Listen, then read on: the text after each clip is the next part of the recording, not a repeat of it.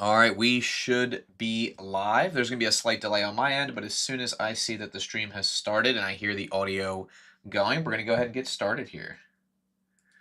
All righty. Just waiting on the stream to come through on my end.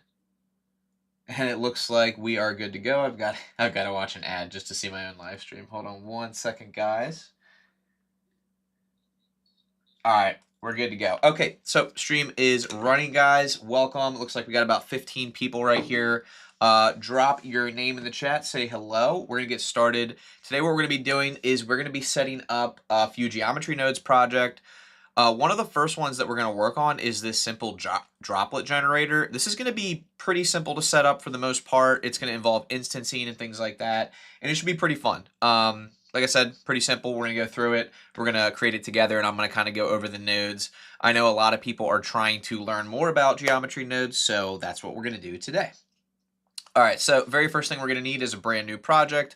I am in Blender. Which version am I in right now? I'm in 4.4, so one of the latest versions here as far as I'm concerned. I'm going to delete everything in my scene. You guys should also see that I have screencast overlays, so hopefully that doesn't block anything. We should be good to go.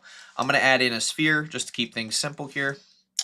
Go ahead and add in a regular UV sphere, and then we'll hop right over to the Geometry Nodes tab here, and I'm just going to make this a text editor so that I can throw my webcam over there. Perfect. Okay. All right. So we have our UV sphere here. We're going to create a brand new geometry node setup. I'm going to click on new, and we have our input and our output. Our input is basically going to be just our sphere, and then of course our output is going to be whatever happens in between that we end up changing about our geometry or adding to our geometry.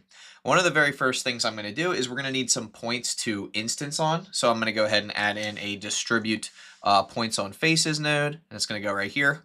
Now, as soon as I do that, you're going to see that our original geometry disappears, but that's okay. We want to keep it, right? So I'm going to add a join geometry node right here. And join geometry is basically going to combine whatever we want. So we want to take our original group input and join it right here, right? Now you can see that we have both our points and we have our original geometry that we started with. That way we can now convert our points into basically half circles or droplets, right? Or whatever we want. Now, just to show you again, this is kind of how things work here. We're going to add an instance on points node. So now we're going to take those points and we're going to instance something onto those points. Now you see that they disappeared. That's because we have no instance right here. We don't have anything plugged into our instance. But for example, if I were to add a cube and plug it into my instance, you can see that now, if I add a value node here, if I add a value node to our size and I decrease it, you'll see that we have a cube everywhere that our points once were, right? Now, in this case, we don't want a cube. We're actually going to want something a little simpler. We're going to use a sphere. And we're actually going to do something really fancy to the sphere, and we're going to cut it in half. So I'm going to delete my cube as my instance. I'm going to add in a UV sphere. I'm going to plug that into my instance point, and you'll see that we have a bunch of spheres here. Just to keep things simple for now, we're going to reduce the radius a little bit. I'm going to give my project a quick save. I'm just going to call this droplet generator. You guys can call it whatever you want. I like to give my projects a quick save when I'm dealing with geometry nodes because they tend to crash more. So, all right, so we have our UV sphere here. I'm going to go ahead and move some things around here a little bit to create some space. Now, one of the things that we want to do is we actually want to cut our sphere in half because we don't really need the bottom half of the sphere. So I'm going to add a delete geometry node. What that's going to do is delete all of our geometry, but we only want to delete the bottom half. So how do we do that? Well, there's this little part here that says selection. We're going to use that to select only the bottom of the cube. So the very first thing we need is the position, right? All right, so we're going to be using the position of our sphere, and we're going to feed that into a separate XYZ node.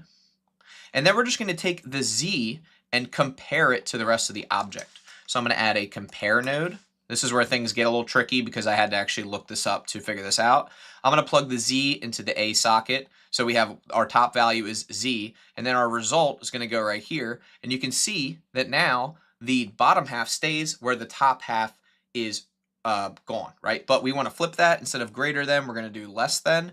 And now what happens is you can see that we have only the top half and not the bottom half, right? And this value right here, this B value, you can see that as I shift, if I hold shift and I click and drag this value, right, it's going to go ahead and take our spheres, so I can zoom in and show you. It's It's going to take our spheres and we can delete any part of the sphere that we want. It's actually a really useful little tool. So by using math, we can say anything below the 0 z point, delete that. So in this case, b is going to be 0. It'll cut everything in half. And the reason we're doing this is because we only need the first half of the sphere. If you guys want to, you can use your own collection instances as well, which we'll go over later. But for right now, we have our half of our sphere. Now you'll notice things are starting to look good, but the spheres are not actually facing the correct way. So how do we actually make them face the correct way? This is where things are going to get a little fancy. We're going to start, and this is where we run into like a lot of nodes here. We're going to start with our geometry input here, and we're going to go ahead and put a capture attribute node in here. And the attribute that we want to capture is the normal. We're going to plug our normal into here. And I'm also going to actually plug in the output back into our distribute points on faces node. What we're going to do is we're going to use a node that it's a little bit older of a node, but it's called align Euler to rotation. Sorry, align Euler to vector. Now this node right here is going to allow us to face all of our spheres outwards towards the normal. So I'm going to plug in my normal value into the vector, and then my rotation is going to get plugged into this rotation, but you can see it's going to mess everything up because we actually want to use a rotate instances node. Rotate instances. We'll plug that in after the instances right here, and then this should work. If we go ahead and line this up with Z, there we go. So if you switch this over to Z and automatic, you can see that now all of our spheres are correctly facing the same way. Now we will run into this overlapping problem, which I'm going to go over how to fix that now. And then you'll also notice if you really look close, there's a slight gap. We can also fix that as well. So what I'm going to do first is I'm going to fix the gap. So right after our delete geometry, I'm going to add a set position node. And this is basically where the thing is, like in 3D space. I want the Z to be a little bit lower. You can see if I raise or lower the Z, it'll be closer to the surface or further away. In this case, I want it to be slightly closer, and this looks pretty good. Now the next thing to figure out is why are these overlapping? Well, if you remember, we use distribute points on faces, which is going to do exactly what it says, which it is doing. But right now it's doing it in a random way. We want to use this Poisson disk method, or however you say that. And we actually want to use this value right here to decide the space in between, right? So right now the distance maximum in between is 0. We want to increase that to maybe 0.1. Now you can see how some of them disappeared. Looks like these two are within that range, so I'll try 0.2. Now you can see 0.2 is a pretty decent value. These particles will end up being very small, so we'll probably decrease this value later. The next value that's important is your density. This is, of course, the actual density, like how many things can appear on the surface. And then your density factor is like a multiplier of that value right there. Seed is important as well. This is going to give you a different result each time. So if you're looking for something more random or you don't like the current result, you can mess with the seed. All right, so let's go ahead and group a couple of these nodes together because right now it's starting to get a little bit messy and I do not like messy nodes. I want them to be cleaned up so that we can work with them in a way that makes sense. So I usually try to separate our group input and our group outputs like that. I'm going to hide this. If you click on a node and press H, it'll actually hide that node so that it's a little bit like cleaner. These two right here, all these are doing is adjusting the rotation. So I'm going to go ahead and group these together. All right, again, I'm just highlighting things like this. You can click and drag to highlight. Control J will join them in a frame. And if you press N, you'll get this little panel out here. You can go over to your node tab and you can just give this a label. I'll say adjust rotation. That way I know exactly what this node group is doing. And if I need to, I can copy it and use it in another location. Now, right here, this part, remember, we're just cutting all these things in half. So all these spheres are getting cut in half here. So I'm just going to hide this, hide this. All we're doing right here is all this stuff. If you Control J that, this is just cutting sphere in half, right? So literally all we've done is we've cut a sphere in half. We've adjusted the rotation right here. And then we've instanced onto those points. So I'm going to go ahead and highlight distribute points on faces and instance on points. And then this right here will just be instancer. Makes sense? And I like to lay things out like this because for me it makes a lot more sense in the long run. This right here though, this part will be where we actually adjust those instances specifically. Okay, so I am actually going to already join this. I'm going to go ahead and Control J this right now. And this right here will end up being our adjustments. Oops, adjust. Oops, there we go. Okay, so far all we're doing is we are adjusting the rotation, right? Which is great. But we want to adjust the scale too, right? Because we don't want all of our droplets to be uniform. So I'm going to add an instance or a scale instances node. I'm going to plop it in right there, okay? Now in this case, you can plug a value in. So if you want, you can go in here, you can plug a value in, and you can scale them all uniformly, right? Maybe I just want them to be very small to start out with, and then we'll randomly scale them from there, which is typically what I'll do. I'll have the value very low at first, then I'll instance this again, or sorry, I'll duplicate my scale instances, and that way now I can choose a random value. So right here, we're going to add in a random value node, and this is going to give us a range. We're going to plug this into the scale. This is going to give us a range of how much we want to either scale it up or down. In this case, I feel like this looks pretty good so far. Now that these are smaller droplets, I'm actually going to decrease this value. And this again is the value of the distance between points. You just have to be careful because you're still going to get some overlapping. And I'm also going to increase our density to 500 so that we can then reduce that initial value there. There we go. So now, right, we have our scale instances the first time, which is going to make them very small. And then we're going to randomly scale them, right? So now we can start to see like we're getting some pretty good results here. You'll notice as well that these droplets are very small, right? So what we can do is we can go back here to our original UV sphere and we can actually reduce the amount of segments, right? And what we can do is shade them smooth later. So this is going to be much less computationally expensive on our computer. And if you don't have a great computer, which my laptop's not the greatest, this can give you decent results depending on what your render is. Now, if this is a client render, I would raise those values very high, but in this case, should be fine. All right, now before our join geometry, I want to do a set shade smooth right here. And you can see that just kind of smooths everything out. And then if you go back, you can then take your segments and increase them a bit until you're happy, right? Again, when you're far away from this object, you're probably not going to be able to tell like what it looks like, okay, in terms of the quality. So let's go over real quick what we've done, and then we're going to add some more customization to this. And I'm going to show you guys how to set up your own custom, basically your own custom Geometry Nodes add-on if you were to ever make one. So we have our initial geometry. It gets fed into an adjust rotation value here, which will adjust the rotation of each instance. And then we have our instancer right here, which will distribute points on the faces of the sphere. And then it'll use our sphere that we cut in half as our instance. And then we'll adjust that sphere, those half spheres, however we want. In this case, we're adjusting just the scale, really, is all we're adjusting, right? Now, there's a couple other ways you can do this. I feel like this is the best way, but I have seen some people create a collection of different droplets that they've created, like different meshes, and you can actually instance those onto your object. In this case, I feel like we're doing okay, so I'm going to go ahead and hide this real quick and add a subdiv, and I'm going to show you how to set up some really cool lighting so that you guys can get some awesome results. Here we go. Okay, so we have a really nice sphere here. Let's go into rendered mode. I believe I am running cycles. Yep. I'm going to go to my world properties, and I'm going to go ahead and add an environment texture. In this case, I'll just add the same one that I always use, which is this peppermint power plant. I just think this is a really nice HDRI. I'm going to add a shader to my sphere, and then I'm going to show you guys how to add a material to your instances. This is where it becomes like sort of a real thing, right? So let's just make this like a gray color with some high metallic and maybe some like low roughness. I'm just kind of looking for like an aluminum type of look. I feel like that looks fine right there. I'm pretty happy with that. All right, let's go ahead and add a plane in here. Just give ourselves a little stage for our objects here. And then I will scale this up a bit. Let's see. Let's go into solid mode to do this. I'll go ahead and tab into edit mode and grab one of these edges. I'll just extrude it up, make a little stage here. I'm going to take this edge, bevel it, Control B, and then scroll in.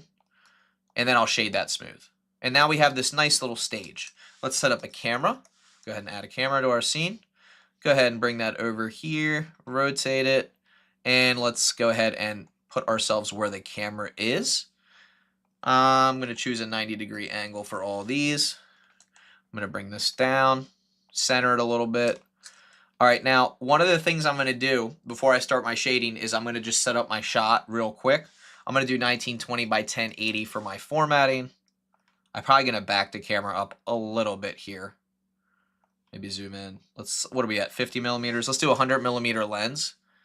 And I'm going to try to set up my shot the same way that I did for the thumbnail because I know that's the look that you guys are going for. One of the things I did was for my background, I believe I chose a dark blue color, something like that. Yep, that looks about right. Maybe like slightly metallic. And one thing I really like to do, not a lot of people agree with this, but I don't really care. I go into my camera settings, viewport display, and then I just raise this value right here. This is the pass part out because I don't want to see things that are around my camera. I only want to see what is inside of the camera. And I promise you guys I will get to your questions as soon as I'm done this part. Now, the next thing we need to do, right, our droplets look great, but they're not water, right? And we want this to look like condensation. So how do we do that? Well, I typically like to just add in a plane or another sphere. I'll just add in a UV sphere, and I'm going to give that a quick material here. We'll just give that a glass shader, and we'll give it 0 roughness, 1.33 for the IOR, which as we know is the IOR of water. So now we have this glass material that I'll just name this water, okay? I'll hide this sphere. Now I'll go back to my geometry node setup. Make sure you click on the modifier or you won't be able to see your nodes. And then right before I join my geometry back, remember, I don't want the entire thing to have its own set material. So when I add my set material node, it'll let me. I'm not going to add it here. I'm going to add it right here because I only want my instances to have this new material. So let's go ahead and zoom in. Let's use our water material. Now you can see we have these awesome water drops on our surface. And if you don't think the quality is good enough, you can go all the way back here and you can adjust your values here. That looks pretty good. Now my computer can handle this. Not everybody's computer can. Now we're already starting to get an effect that I really like. So I'm going to go back to my layout tab and I'm going to add in an area light. Okay.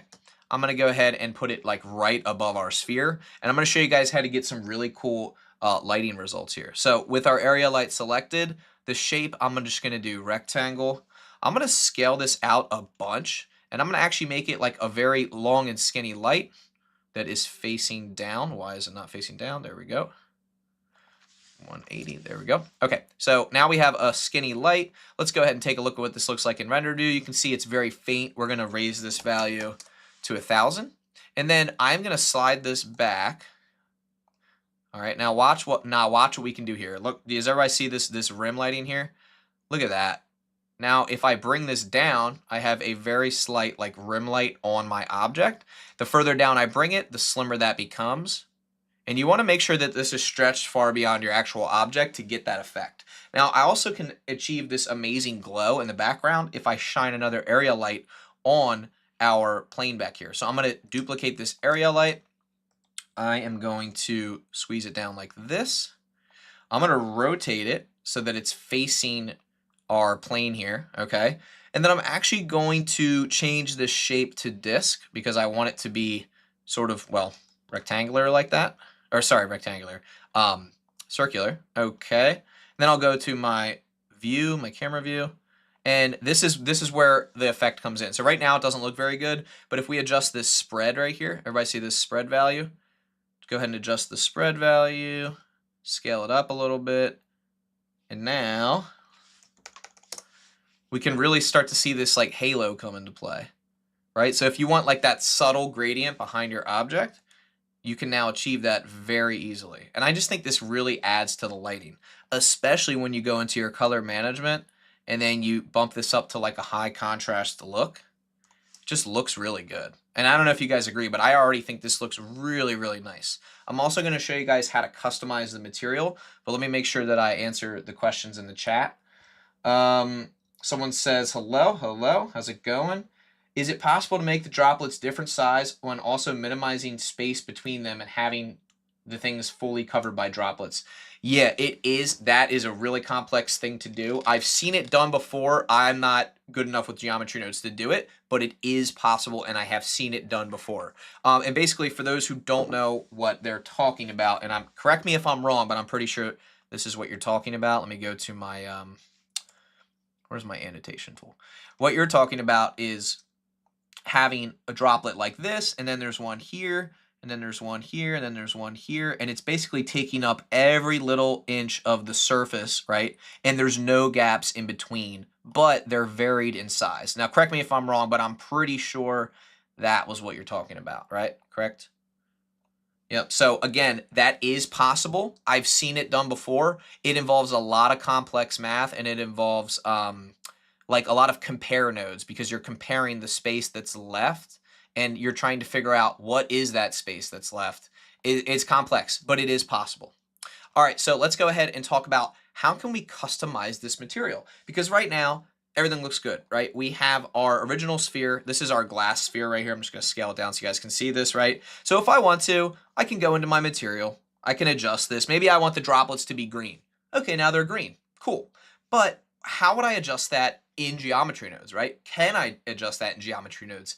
I can, and this is where we're gonna get into how to make our own custom geometry nodes editor. And what I mean by that is if you go over to your tab on the right here, your what do you call it? Modifiers tab, and you take a look here, there's no adjustment points, right? Right now, I have to go back into my nodes. I can't sell this, right? If I wanted to sell this as a product, I couldn't do that. I'm going to show you guys how to make it adjustable so that someone else can download your product and then they can actually adjust these parameters in real time. This is my favorite part of geometry nodes, because the nodes themselves can get really complex, but if we dive into how to do this, it's pretty fun. All right, so let me go ahead and give this a quick save. Let's do the material first, and I'll show you guys how to adjust the color of the droplets, for example. That's the last bit of my coffee. That's okay. That's all I needed. All right, we're gonna go to the shading tab. Now, with our sphere selected, I'm just gonna go ahead and wait for Blender to unfreeze here.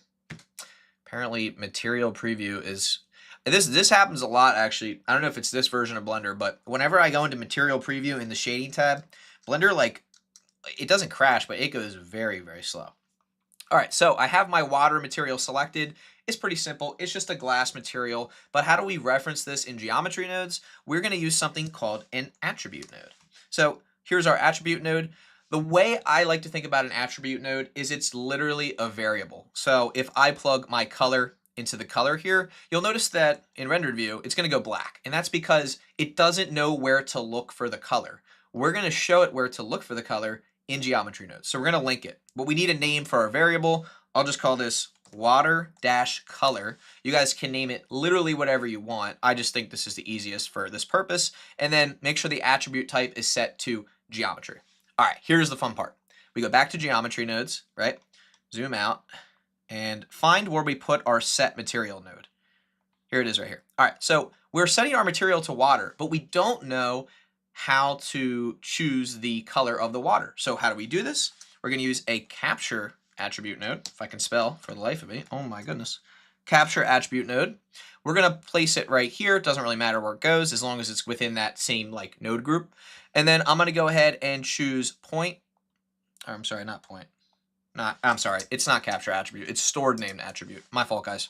Stored named attribute, not capture attribute. Okay, there we go. Float is fine. Point is fine. And in this case, we're going to name it. We're going to call it water-color.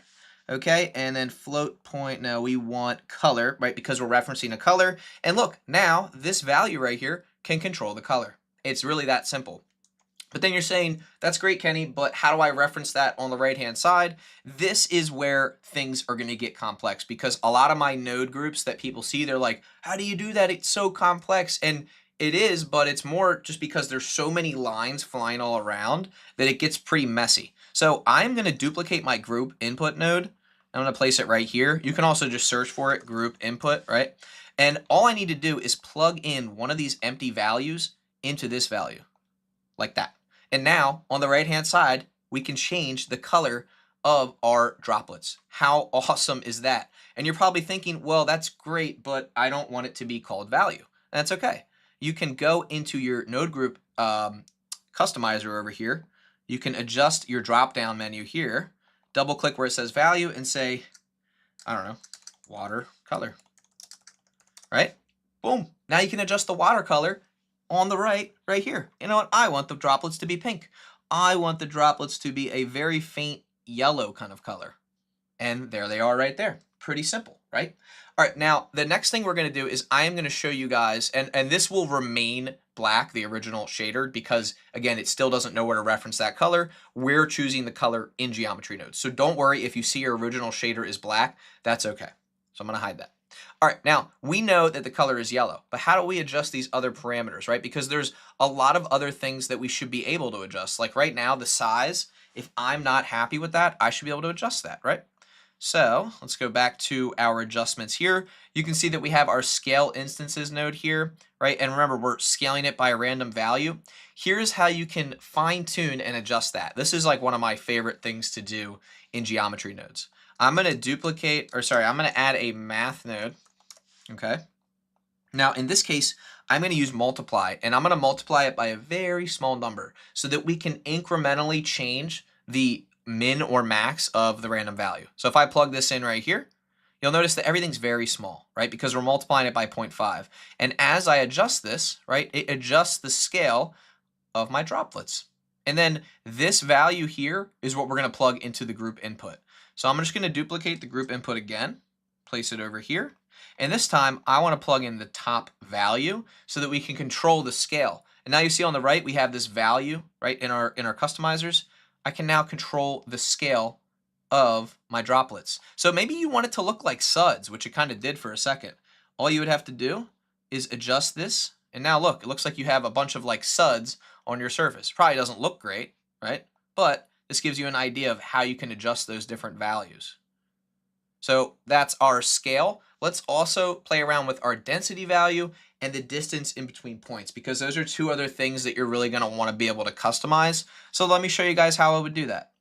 Again, I'm going to have to kind of separate some things out here. Let's just move things. I like to create a lot of space. I don't like nodes sitting on top of each other if they don't need to be. Okay, so within our instancer here, I'm going to add a group input node.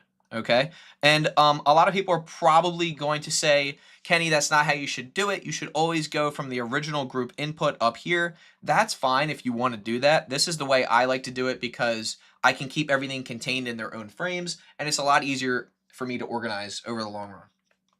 All right, so with our group input, one of the most important values is the density, right? Now, instead of adjusting the density max, the density factor is easier to adjust because it's a 0 to 1 value, right? So I'm going to plug in my empty socket to the density factor. And what's great about this is I actually don't even need to adjust the name. The name is already fitting. Density factor is perfect, right? So I can go over here on the right. I can adjust this density factor. And if I want it to be more or less dense, I can easily do that. It's that simple. However, one thing to consider is that these two values are also just as important because the distance between them is going to ultimately determine how many are going to be placed on your object. And just to show you real quick that this works on any object, I'm going to add in our monkey, the infamous monkey. I'm just going to go ahead and copy the materials over, and I am going to add a subdiv modifier real quick. Okay. All right, and I want to show you guys that this will work on any object. How do you add our geometry nodes back to this new object? You add a modifier, you add a geometry node setup, and then you find our custom node setup. And there you go. There is Suzanne right there with her droplets. How awesome is that? Right? So it does work on any object. And you can see, and this is hard because one of the things we had to do is adjust the rotational value to fit the normal. So you can see if we zoom out here, right? Suzanne, all of the details of Suzanne's ear and like those intricate parts, those right there are covered. No matter where the droplet is placed, it will be placed correctly on the surface, which is super powerful. All right, just want to make sure there's no other questions. Awesome. All right, I'm going to hide Suzanne, go back to our camera view here. So far, things are looking great. If I just was a customer and I bought your add-on, right, I downloaded it, and I'm like, all right, let's see what this thing can do. I apply it to my sphere. And then I click on it and I'm like, okay, I'm going to adjust the watercolor. I'll make it green. This looks really cool in sci-fi. Now this value, what does this value do? Oh, this is the size. We forgot to rename it to size, but you can see that I can adjust the size of my particles. And then if I want it to be more or less dense, I can do that. But there's a few more things I want to do, right? We can get even crazier with this because we still have those two values that we haven't really messed with. for our density, which is the distance between these dots and the density factor. Because if I jump this up to 1,000, right, you can see that there's a lot more dots on there. So I may raise this to 2,000, and then from there, you can just adjust the density factor, right? But I also want to be able to adjust this because if I scale my dots down, I want them to still cover a large surface area. So that distance in between, it's going to need to go down, right? So we're going to need to be able to adjust this incrementally so that if we have like a soda can or something, we want to have those droplets on there and we want to have them looking very good, right? So let's go ahead and add a math node in here. Now be very careful when you drop this math node because Blender loves connecting things, so it's going to try to connect this math node. Let's make sure we place it somewhere where it won't get connected. We're going to use the multiply value. I'm going to plug this in here. All right, and now you'll notice if I adjust this value here, if I decrease this value here, you can see that it decreases the distance. Let me see what a solid view. It decreases the distance in between the particles, right? So this is really, really powerful. Now you'll notice it kind of goes backwards. So let me just try a negative value here. Okay, that's fine. That looks good. Okay, let's do 0.1. Perfect. Okay, so if you start low, we'll do 0.01. The lower this value is, the slower it will adjust. So right now, you can see that I can now adjust the distance in between. I just need to hook this up to my group input so that Blender knows, hey, this is what I'm trying to adjust. So I'm going to take my empty socket here, plug it into my top value, and I'm also going to go ahead and rename a couple of things because the first value is the scale, right? We forgot to name that earlier. We'll name that scale. And then the value we just added is the distance. I'm just going to, you know what? I'm going to call this breathing room because really that's what it is, right? So the higher the value is, the less breathing room there is. The lower it is, the more likely we're going to have a higher density for these.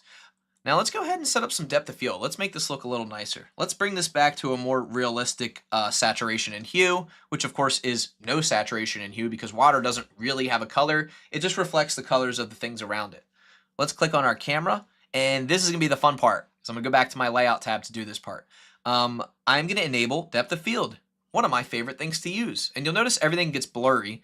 I like to adjust my depth of field in solid view, and if you don't see your depth of field enabled, you can go to this drop down up here and you can click on depth of field, and now we can just adjust our focus distance till we get somewhere we're in focus, and then I'll knock down my f-stop to like 1, and you can see when I zoom in, we're just focused on this kind of like rim of dots here, maybe like, yeah, I'll keep it at 1. Let's see what that looks like. Let's go to our rendered view and see what things are looking like. That looks really nice. Yeah, I think this looks really good. So far, I'm very, very happy with what we have. So now I'm going to go over another method. Let me just see how long we've been streaming for real quick. It has been, doesn't say. Oh, it's been about 20, maybe 30 minutes. So now I'm going to go over another method of how we can use our own meshes to generate droplets on top of this surface. Okay, so I am going to go ahead and just turn my overlays back on.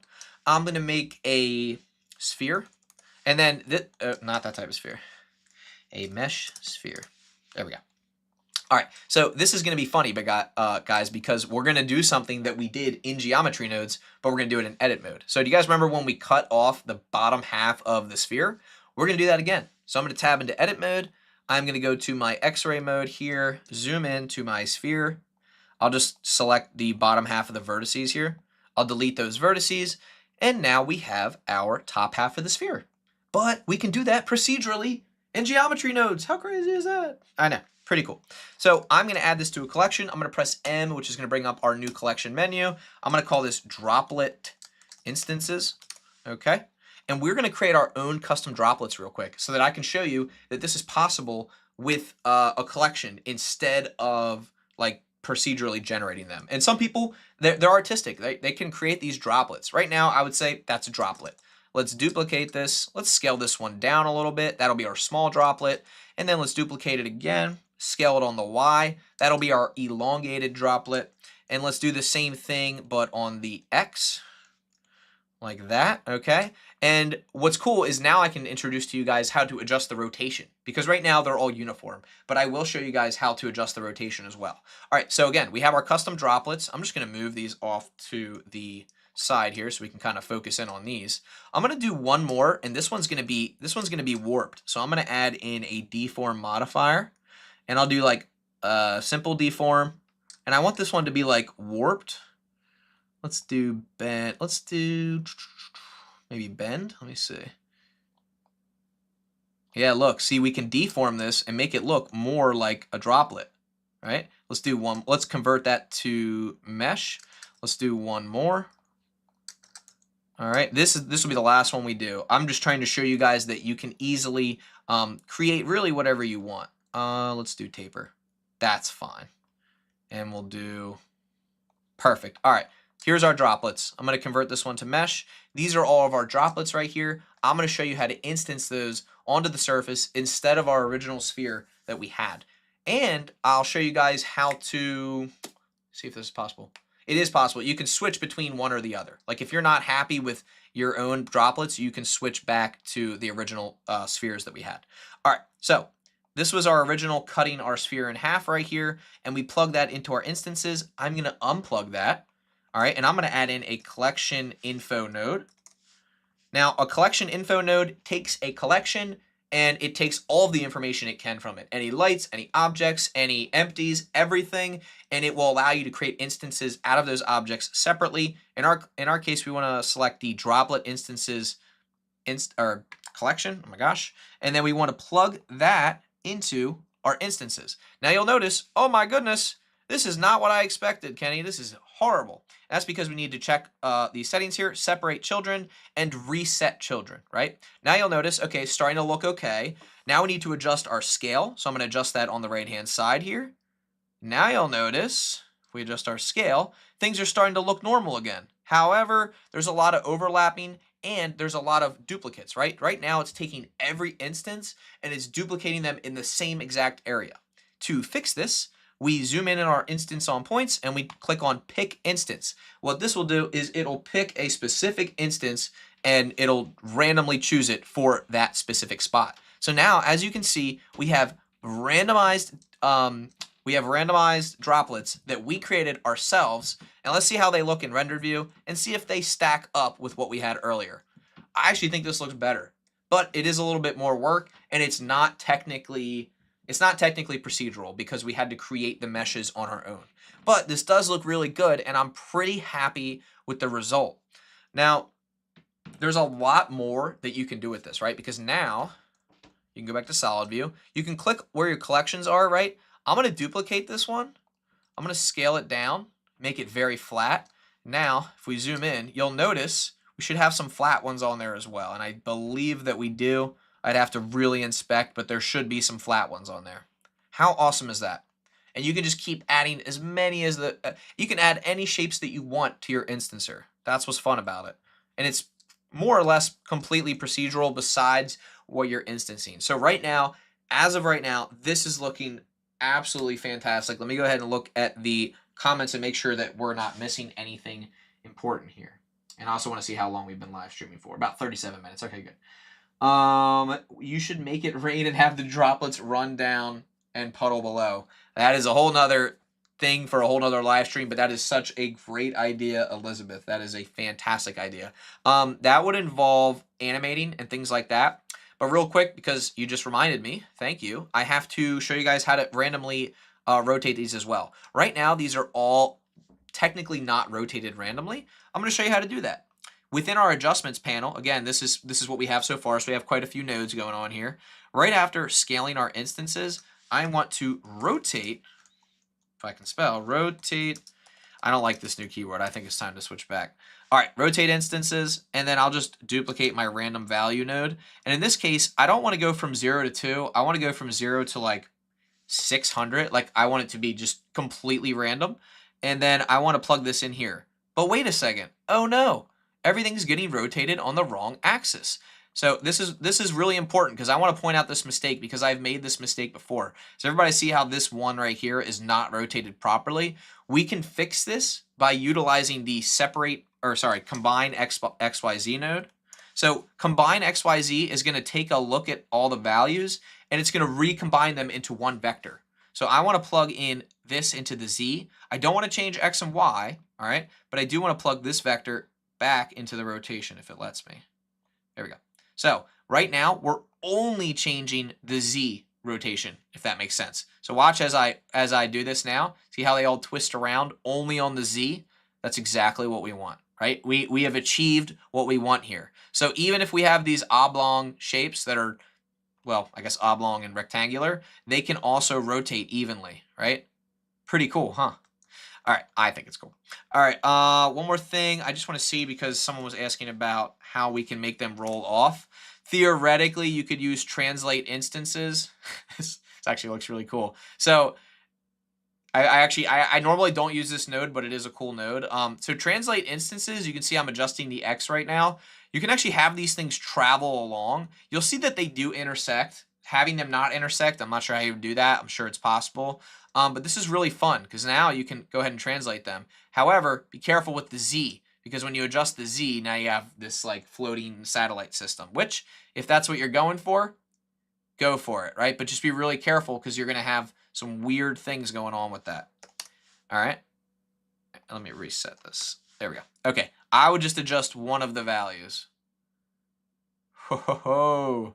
That's pretty cool, though. I mean, I guess that's where you would begin on how do you make these droplets move around. But that's a fun one. That's something that you guys can definitely try out.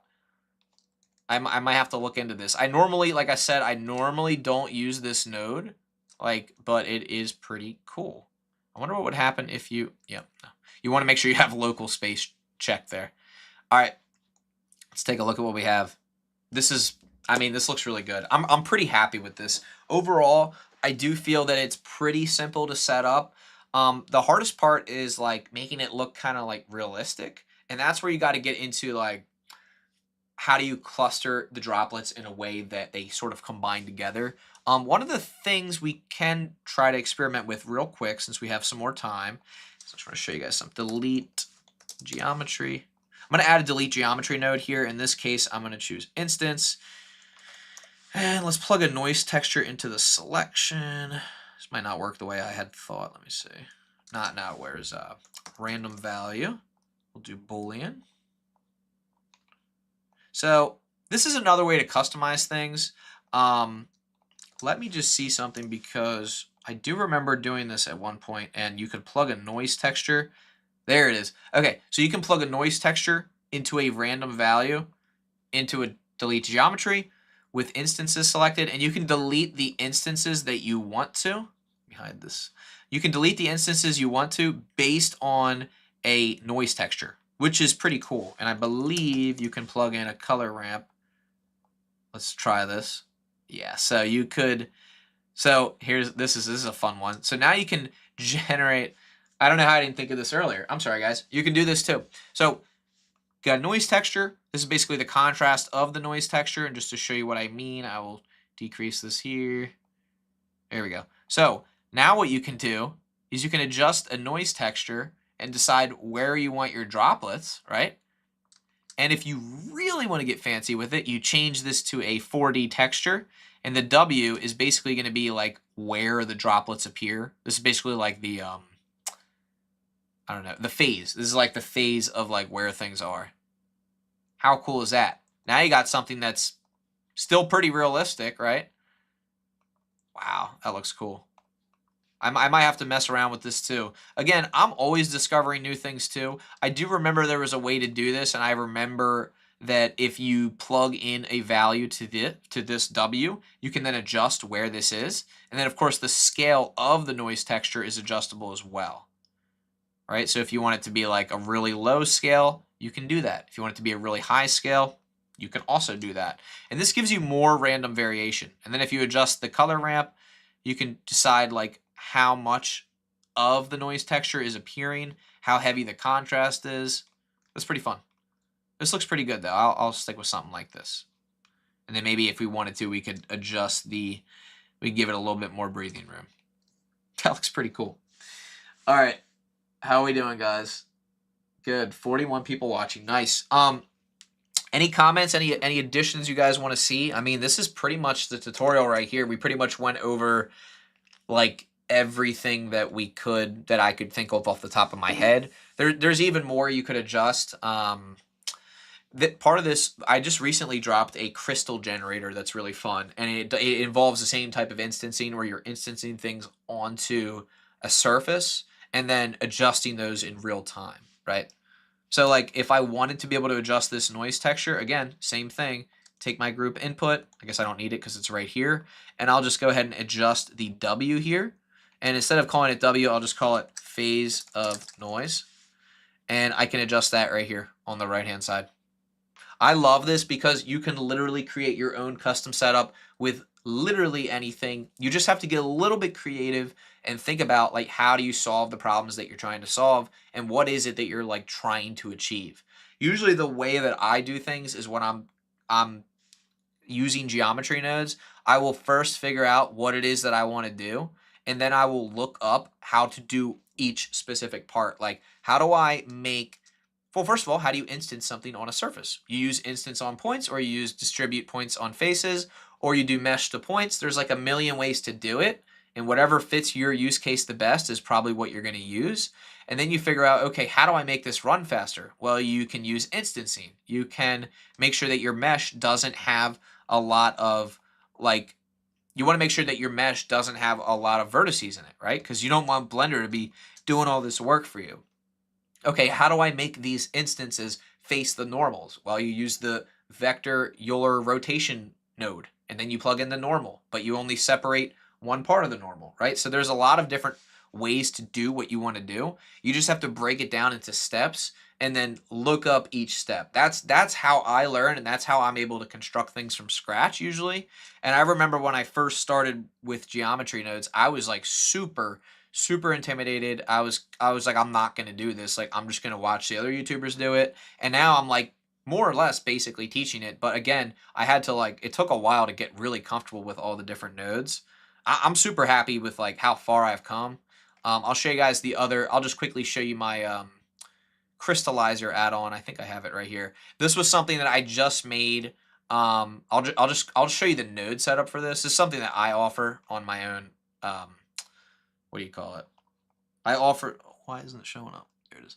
I offer this on my Gumroad and Blender Market pages, but this kind of gives you an idea of like some of the nodes that I used for mine, because I like to show people this because they always ask me like, oh, can you send me the nodes? Like, can you just send me the quick node setup? And then I tell them like, unfortunately, like it isn't that quick. Like it's going to take some experimentation, but also like you'll see there's a lot of nodes here. Like this took me like, I mean, this took me a couple weeks to really like truly work on and like do well with and figure out how I was going to make it all work. But a lot of the things that I learned in the process, I can teach you guys, which is why I'm happy to be able to like make these live streams. At this point, I will take questions and I will maybe do like one more quick setup. We have a good like 15 minutes left. You can always rewind in live videos. Another person asked about catching up. Yeah, again, catching up. Yeah, sorry, I can't go over everything I already went over, but you can rewind the live stream. I'm thinking we could play with the ray trace node. When the droplets get close, we could delete one and make the other one bigger, like they merged, couldn't we? Theoretically, yeah, you could. Anything's possible in geometry nodes. It's just a matter of figuring out how to do it. Like I guarantee you, I don't know how to do everything in geometry nodes. I don't even know what half the nodes do. My goal is to just like do the best I can and make something fun, like that people want to use, right? I'll show you a cool one. I'll do a quick one because this was something I was working on my other computer. This may or may not be cool to you guys. I think it's cool. We're gonna go into geometry nodes real quick. I am going to go ahead and delete this geometry, but I don't want to delete the whole thing. I'm going to delete half of it. Actually, no, I'm not going to do it this way. I am going to do a mesh boolean. This is going to be a little trickier. Booleans are very computer intensive, so I wouldn't like necessarily suggest always using a boolean. It's just something that I like to use because I feel like it makes more sense in my head, like the way that it's constructed and the way that it works. So in this case, I want to use a cube. Now you're not going to be able to see this cube right away, but if we take the cube and we expand it, there we go. So you see how the cube is now cutting into our shape? If we adjust the size of the cube, we can cut any part of this that we want with a Boolean. You could literally model an entire like spaceship this way, but it would just be really intensive on the computer. I'm also going to set the position of this. I'm going to lower it a little bit. I only want to cut like, actually, let me redo this. I want it to be this way. I want it to be tall, and then I want it to be wide like that. And then we'll offset it on the X. Okay, I want this half of the sphere to be kind of showing. It doesn't have to be perfect, but we're using a mesh Boolean to like cut one half of the sphere. The next thing that I'm going to do, this is going to be fun. I'm going to go in here and say mesh to volume, okay? And then I'm going to say volume or distribute points in volume. There we go. And then I'm going to reconnect this here. Now you'll notice that we have points in the volume. We need to join geometry. There we go. Okay, so let's go ahead and adjust the density here. Now we want a lot of points in this volume. This is going to be pretty cool. I think you guys are going to like this one. Now that we have these points, let's go ahead and instance on these points. This was something I was experimenting with for a while, and I had a lot of fun with this. Let's add in a cube as our instance, and let's give it a value. Let's just give it a size here. We're going to get a really small size. All right, now that I have my cubes, this is cool. Ready? I don't know if you guys are ready for this part or not. This is like this is going to be like a fun little thing that we're going to do here. All right, let me just separate these. Here's the nodes I have so far, so you guys can copy along if you want to. All right, this is everything I have so far. All right, what we're going to do is we're going to extrude the faces of the cube. Extrude mesh.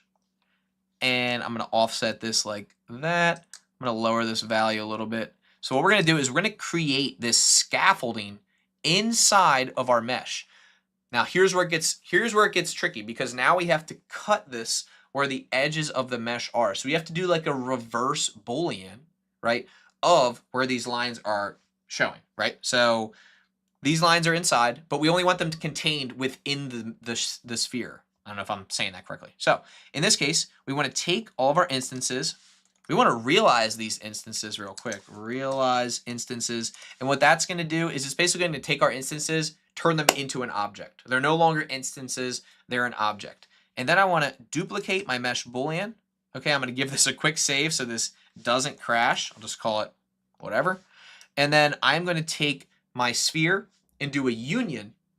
Not a union, intersect, but with the sphere and the lines. And this should work. Let's try it.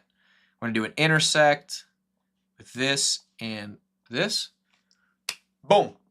Now, I wasn't sure if it was difference or intersect. Now what we have is we have an inner mesh within our sphere. Now, here's the cool part. Ready for this? Let's see if this works. Remember our offset? Watch this. What? We can reveal the inside of the mesh? How awesome is that? So now we basically have this mesh with this inner scaffolding, right? And we can like reveal the inner scaffolding, and then we can still adjust it. So if I want to, I can go back up here and I can decide if I want it to be like thinner or thicker, right? In this case, I feel like that looks pretty good. But how cool is that? We can like literally adjust the position of our cube that's cutting through the sphere, and we can like reveal this like scaffolding. This was something I was working on for my own shader, but I was like, you know what? Let me just share it with you guys because I thought it was so cool. You can always rewind. I feel very nerdy. Very good. Anyway, this was the overall thing that I thought you guys would find interesting. It's just like fun. It's like something to play with. Another thing you can do, if you're a little crazy like me, instead of instancing on your points, you can convert all those points to a curve. So let's try that. Instead of instancing, I'll just back all this up. You can do points to curves, and then you can do curve to mesh,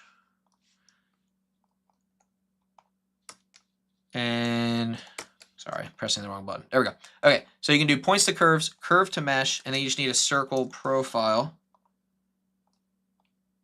And now you intersect them. There we go. All right, so right here, you now have these curves, right?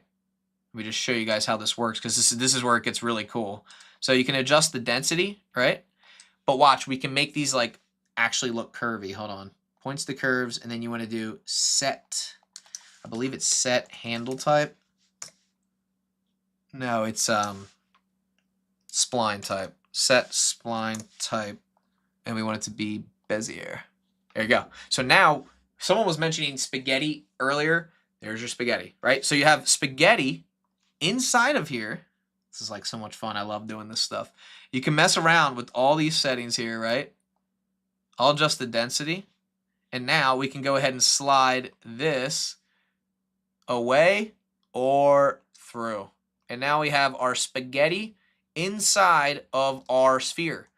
Now let's have some fun with the lighting real quick, and then we'll wrap up this live stream. All right, so for our sphere, I think I'll choose like a glass material. So I'm just going to add a cube.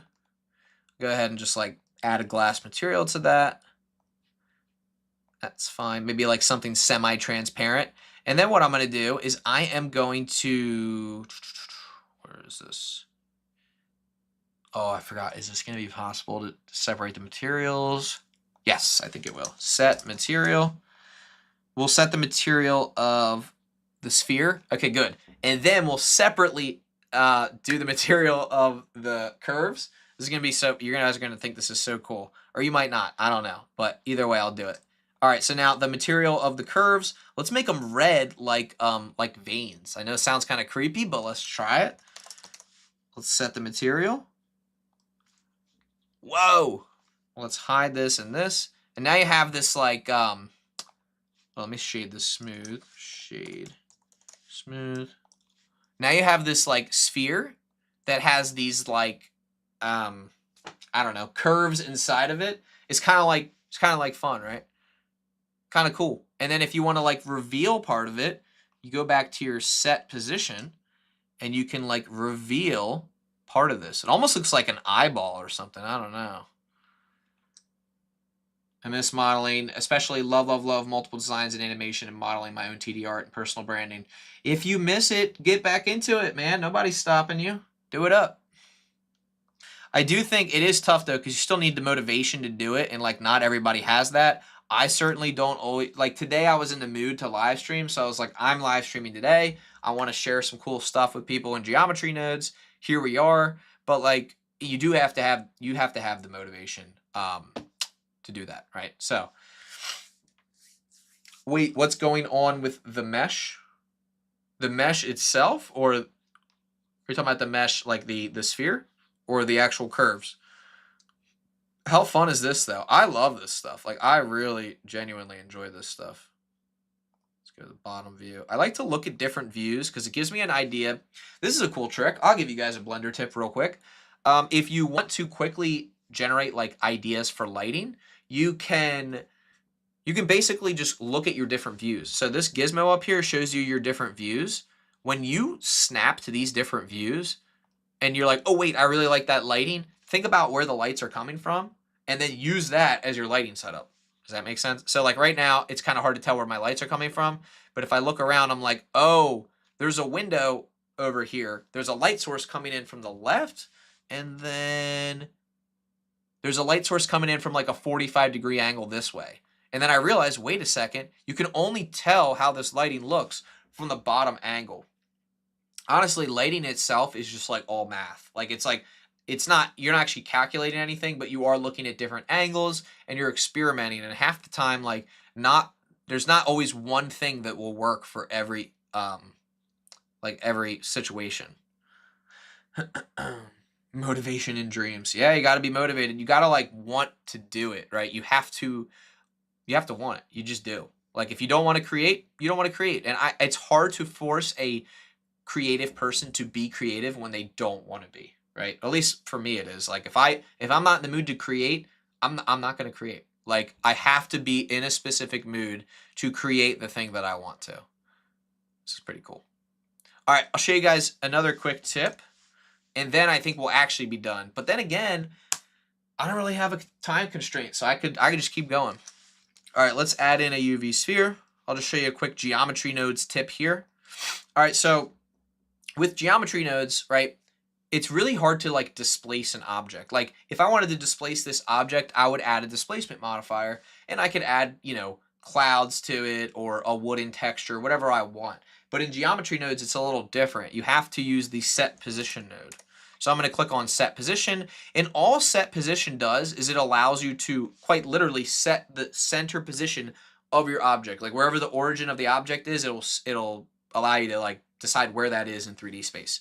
But there's this little offset thing here, and there's a position like input.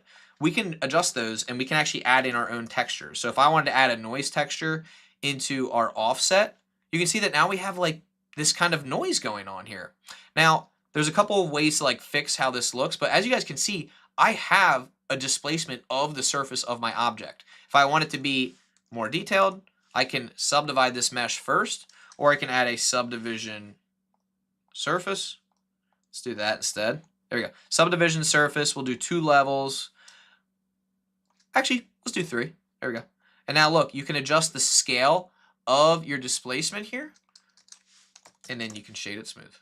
And now you have this like really interesting, like organic, almost terrain-like displacement on the top of your object. How cool is that? Look, you can have it like slowly come into play. Now there is one thing that I don't like about this method, and that's that it kind of acts towards one side. It doesn't act towards the whole mesh. But I did find like a workaround, and I'll show you what that is right now. So the workaround is, just move these here. The workaround is you add another set position node, and then you plug in the offset again, but this time you reverse it. So you use some math here, and you use multiply by -1. And if I did that correctly, did I do that right? I thought I did. Did I not? This has worked before for me. Let me just try this again. I think I did this correctly. I'm just trying to see. There we go. So now it's acting basically on both sides. Kind of looks like fire almost, doesn't it? And you're probably wondering, well, is there more customization? There is. You can add a color ramp, just like you can in like the shader editor. Let me do this and this.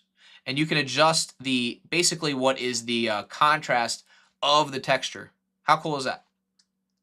So like, let me try that the other way. There we go. Whoa. That's a fun one. My computer, I can hear my computer like ready to take off. Like my computer's like, dude, like chill with the geometry nodes, man. Now, if you don't want this, you can just reset it. But, oh, here we go. Let's go to 4D. So remember that W value I talked about earlier? Let's scale this down a little bit. Look at this W value. You could create a looping animation with that if you wanted to, I think. I think you could. You'd have to, how fun is that? He said, is that just planar mapping the texture onto the object? I have no idea how it works. I'll be honest with you. It just does. Oh, let me show you. How rude of me. Let me show you another texture. Let's reset this. What are the other textures do they have? They have the Gabor texture, the Gabagool texture, whatever that is. This one's different. This one's kind of cool, but it kind of distorts the mesh in a way that I don't really like. But if you're looking for that look, go for it. Brick texture. This one's fun. Oops. Brick texture. There we go. The brick texture is a little intense. It does what it's supposed to do. I don't know what you can do with this. Maybe like fish scales. I have no idea. This is like really intense, but you'd have to like dumb it down a little bit. Let me try the factor. Whoa. I don't know what's happening, but I don't like it. Let's try a different texture. Oh, yeah. The Voronoi texture. How could I forget? My good friend, the Voronoi texture. This one's fun. You could create crystals with this, like kind of like have these areas on the. I feel like you could. This is with or without random, but you could kind of have these like facets within a crystal. Let's try position. Oopsies. Whoa. Okay, Never tried that one before, but that's pretty cool. What is this, a sphere? Oh, yeah. I could see how that would do that. I don't know. This is more randomized.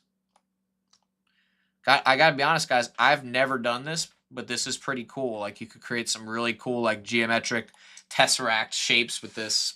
I don't know, but use it. Like try it out. Let's do another one. Let's do wave texture. Wave texture is pretty cool. Again, you're gonna get some like weird distortions. I don't know if you add mapping, if that. Do they even have mapping in geometry nodes? No, they don't. Yeah, I'm not sure. Like, what else you can do with this? Let's try Z saw.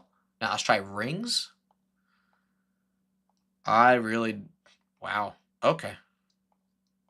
Yeah, I don't know. That's pretty cool looking though. That's pretty neat. It's like almost like modeling itself. Very cool. All right, enough of that. What time is it and how much time have we been live streaming for? It's been about an hour and 5 minutes. I'll give you guys like a second to drop a comment down below. If there's anything else you want to see, let me know. We'll just do a quick GeoNodes tutorial. Like I said, if you guys don't stop me, I'm just going to keep going, and I will go on for hours with geometry nodes because it's just like, to me, it's a lot of fun. While you guys are commenting, I'll see if I can pull up any other projects here. See if I have any other projects that are worth checking out. Let me see. A lot of these were tutorials for CG Cookie. Just see if I have anything in here.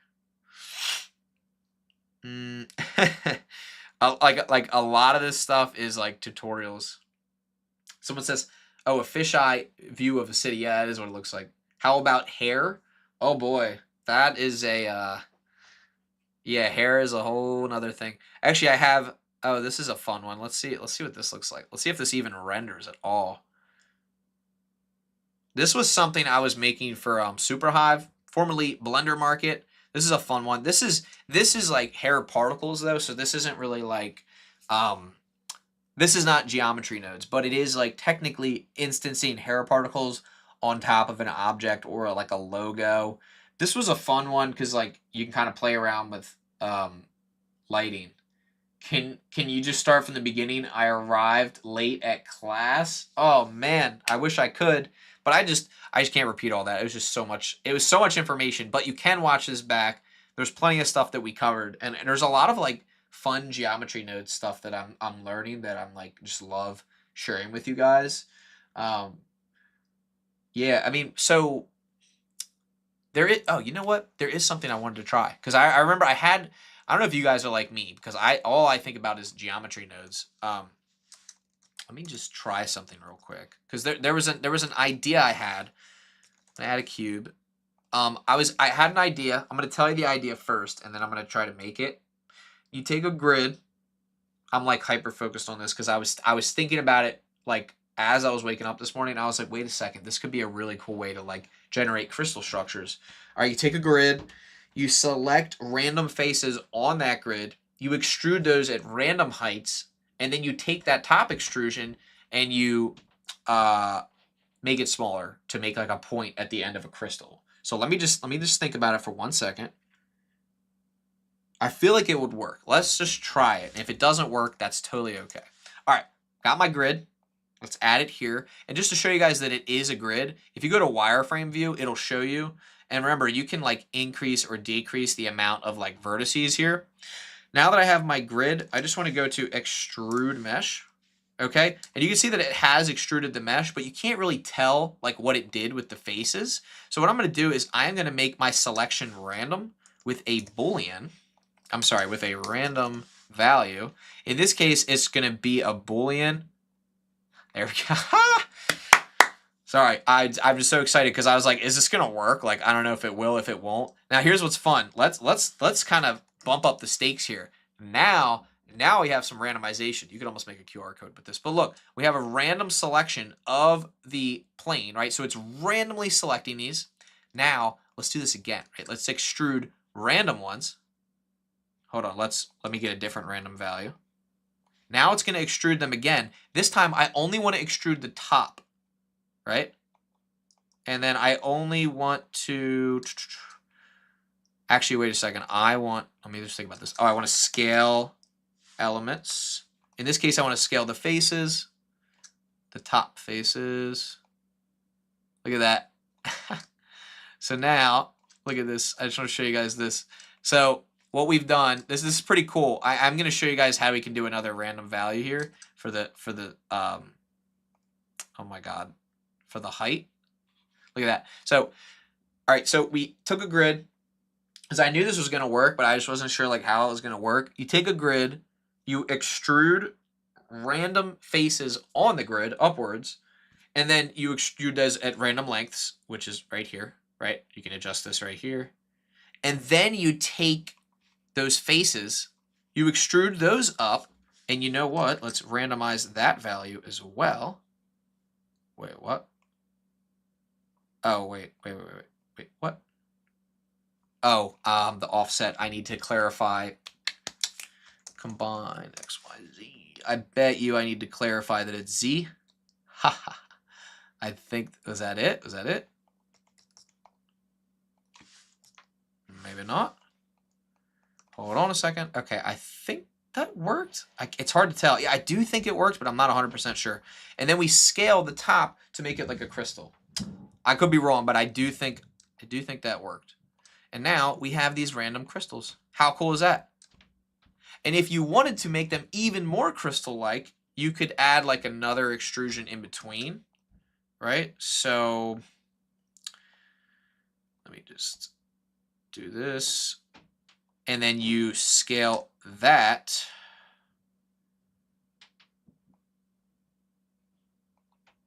Let me see if I did that correctly. I do not think I did that correctly at all. No, I didn't. We have to go back. I messed it up. Go back. Okay, we're going to go back. But what I was trying to do is make a loop cut in the middle, expand that loop cut so you have this like arch shape, but it'll have to be something I work on another time. After a while, as you start to like work on geometry nodes, it gets like, kind of like starts to hurt your brain a little bit. Look at that. How fun is that? Woohoo!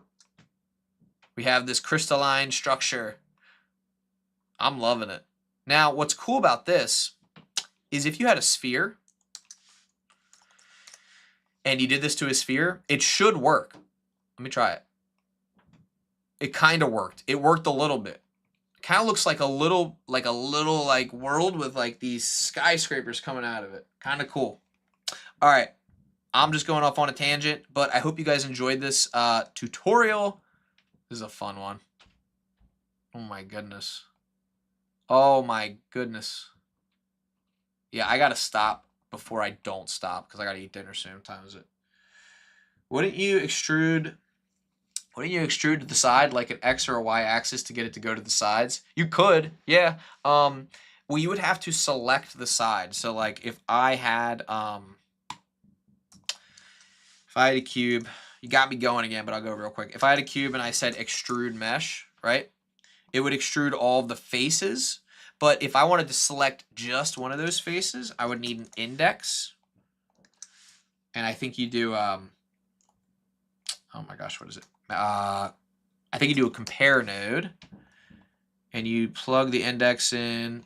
And then look, yeah, there it is. So this lets you select the face that you want. I'll do an integer. So right now I'm only, here, let me go to wireframe mode so you can see this. So right now it's only extruding the top face right here, right? See that? But if I go to value 3, now it's extruding the top and the bottom. So anything greater than 3. But if it's equal to, I can select any part of the cube I want. This is the first index, second, third, fourth, fifth. No, oh, maybe it starts at 0. So start at 0. Yeah, sorry. 0, which is the left side, right? 1, which is the other side. Right side, which is 2. Front side, which is 3. Bottom side, which is 4. And the top side, which is 5. So if I want to extrude that, I can do that. And then I can go from there and I can extrude just the top side, right? Which will extrude that top side again, or I can choose the side. But in this case, it's choosing all the sides, so I guess you would have to, I don't know, I haven't tried this. I'm wondering if you take this, I wonder if you can do this. I don't know that you can. Will it let you take the index of this? Do you have to capture attribute? Capture attribute. I've never went this deep into geometry nodes, but I'm going to try it. Hold on. I'm like mad focused on this. If this works, this would be really cool. Capture the attribute of the, I guess, point? I don't know. The index. I want to capture the index. And then I want to see if I can make it equal to 1. Oh, I'm sorry. Use the side extrusion instead of the top. I'm sorry, Elizabeth. I wasn't looking at your stuff. Would you extrude the side? Use the side extrusion instead of top. Yeah, if you use side, you can extrude just those sides. The only thing is X, Y, and Z is going to account for, of course, up and down, left and right, forward and back, but it's not going to, I'm pretty sure it's not going to count one of the sides or the other. But let me just see something. Yeah, because right now, if you extrude the sides, this is what you get. Let me turn the cavity on. Right? So you can extrude it. Let me just see something. Individual. Yeah. I am curious because I'm not 100% sure how to extrude just one side.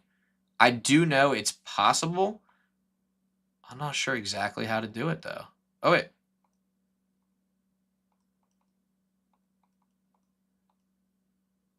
What?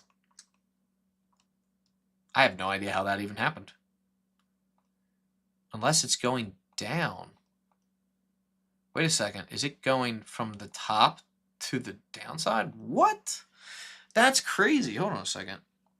I wonder. Just curious. Wow. I don't know. Guys, I'm going to have to look into that. This was a tricky one, but if you guys figure it out, let me know. I haven't, like I said, I usually don't like model things like this, but I do think it's possible to do what we're trying to do here. Wait. Oh my gosh, this is gonna just confuse me beyond belief. Now, if you take those sides, hold on, let me just see something now. If you take those sides and you extrude them, if you take the top, oh my god. Separate X, Y, Z, but not use the Z and then combine X, Y, Z back. Try it. This is the last thing I'm trying, and then I gotta go. Hold on. Oh, you're saying recombine them?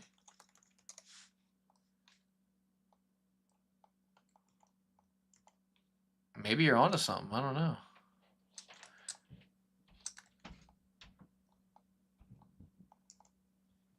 No idea.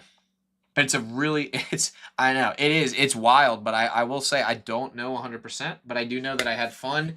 It has been a long live stream. I feel like we had a lot of good content in here. Just to go back and do a final review and then wrap things up. I believe it was this one. No, I actually don't want to save this. Go back to this. There we go. Okay, so just to do a quick review, we made the droplet generator today, and then we went crazy on geometry nodes and made whatever the heck else we wanted to make. But this was a fun tutorial. I do hope you guys enjoyed. We kind of went off on a tangent here, but again, I had a lot of fun. I do hope you guys enjoyed this. And if you have any questions, make sure you drop them below once the video is posted, or drop them in the comments. I'll try to get back to them as soon as I can. And we'll try to do a few more of these. I'm on my spring break right now, so I'm hoping that I'll have more time to do more of these. So thank you guys so much. And yeah, this was a fun one. We'll definitely get back into some more GeoNode stuff. It's heavily requested, so I'll try my best to get back to those things. And you guys have a great day. Keep on blending, and I will see you in the next live stream or tutorial.